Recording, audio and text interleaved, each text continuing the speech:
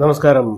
നമുക്ക് വാട്സപ്പിൽ ഒരു ചെറിയ ഡേഞ്ചറസ് ആയിട്ടുള്ളൊരു ഫീച്ചർ ഒന്ന് അവതരിപ്പിക്കുകയാണ്. എല്ലാവരും വളരെ ശ്രദ്ധിച്ച് കാണണം കേട്ടോ. ആദ്യമായിട്ട് നമ്മൾ വാട്സപ്പ് തുറക്കുന്നു. അതിൽ ഏതെങ്കിലും ഒരു ഗ്രൂപ്പിൽ മാത്രമാണ് ഈ പ്രശ്നം.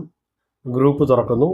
ഗ്രൂപ്പ് തുറന്ന ശേഷം നമ്മൾ സാധാരണ മെസ്സേജസ് ഒത്തിരി വന്ന് കിടപ്പുണ്ടാവും തുറക്കുമ്പോൾ അല്ലേ. അപ്പോൾ അത് ലാസ്റ്റ് മെസ്സേജ് വരെ ചിലപ്പോൾ നമ്മൾ സ്ക്രോൾ ചെയ്യുമ്പം അവസാനത്തെ എത്തും. പക്ഷേ അവിടെയാണ് കുഴപ്പം.